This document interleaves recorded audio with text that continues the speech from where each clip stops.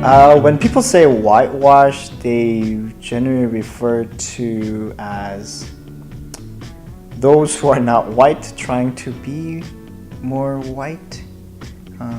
One who really conformed into Western culture and Western representation of a certain individual. But I think whitewashed is more of a choice rather than a state.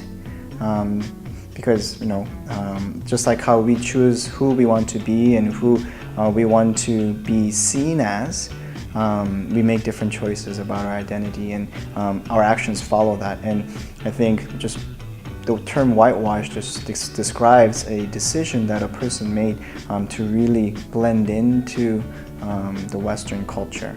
It definitely talks about Asians or even just non-white Canadians that have come here, and they've just accepted the Caucasian way of life.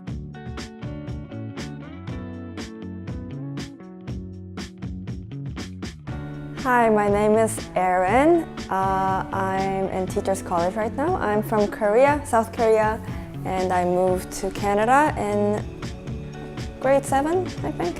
Hi, my name is Alan, and I'm first-year film student, and I'm from Korea, and I came to Canada on 2009. Hello, my name is Mark, and I am a graduate student here at Western in physiology and pharmacology, and I came to Canada in year 2001. My name is John. I am 27 years old, and I came to Canada in the year 2000 at the age of 8. Canada has been a land of immigration since its confederation in 1867, with 21.9% of its population being a landed immigrant or permanent resident. More than 250,000 ethnic Koreans or people of Korean descent were in Canada as of 2017, and the number is still on the increase. With the growth of immigration in Canada, the term Immigration Generation 1.5 came into being, which refers to people who were born in their original countries but moved to Canada at a very young age, as their parents are the first immigration generation. We are able to talk with students and young adults who are Immigration Generation 1.5 and want to share their experiences of life in Canada.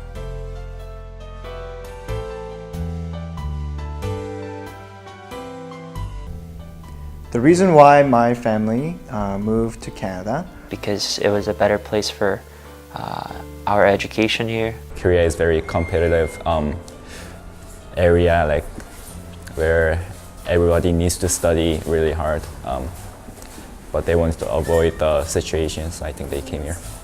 First, my parents wanted a better education for me and my sister, and they wanted us to see a bigger world than where we are originally from, which is South Korea. The first struggle that I faced when I moved to Canada was English. I only knew half of the alphabet, so it was definitely hard. The place that we moved to, it's a small town called Park Hill, right outside, just outside of Grand Bend. And when we moved there, I was the only Asian kid at my school. Me being the minority, I did face a little bit of racism, as innocent as it was, from my friends there. There would be times where we would have an assembly at school, and then I would walk in, and some of the kids would be like, "Oh, like it smells like kimchi in here." But as a young kid, obviously, I didn't appreciate that, and fact of the matter was, I didn't even like kimchi at the time. So me having to listen to that, and they would always make these faces with me about my small eyes. They would call me Jinx, yeah, and they would call me other names, but looking back at it, it wasn't so much of a bullying aspect. It was just more of a fascination, that they were more fascinated with someone that was different from them, and I was the only one that was different from them. So The term whitewash, it's basically when your outer appearance is not white, like Asian or I don't know, whatever you are. I guess I have a lot of Asian friends, but the way you think and the way you behave and talk is very much Caucasian. When I think about whitewash, kind of remind me of a term banana. It's like a banana is yellow on outside, but inside is white. Yellow on the outside and white on the inside. So Asian on the outside, but inside, internally, software-wise, you're a white person.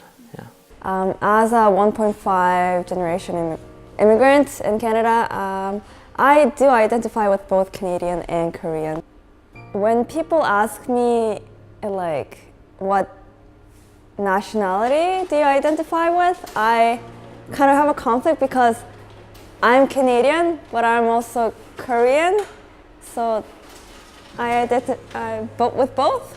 Yeah, with both. Like, I'm not full white, but I'm not full Korean either. I think I took some of the white cultures and a little bit of Korean culture, and I think it's all mixed together. So just collaborate. Yeah. After moving to London, which was, believe it or not, a bigger city for us, I didn't struggle with racism as much. But still the identity of me being, am I Korean or am I Canadian, and not being sure of which one it is, I definitely struggled to find my place in society. I don't consider myself 1.5. I consider myself Korean. So I have a Canadian passport. I think I'm Korean because there comes a point where you really have to decide who you are. And I think choosing Canadian for me seemed like I was not being true to how I was raised and where I was from. So I think my identity is found in my family. My identity is found in my nationality, which is Korean. Having identity as Korean Canadian rather than Canadian Korean opens up a lot of talks to different cultural and traditional aspects when meeting different people, because it's so diverse here in Canada in terms of nationality, ethnicity, and also culture and tradition. My biggest expectation or my biggest dream for the generations that will come after me is that, or is to know that their identity is not where they are, but how they got there. So we could be in different parts of the world, but the fact that we're Asian, we're Korean, doesn't change. Yeah, being 1.5 has its difficulties. Being born of two different cultures. But I think you also can get the best of two different cultures. So I'm really thankful for what I am, and I'm thankful for, I'm proud to be Canadian, and I'm proud to be Korean at the same time.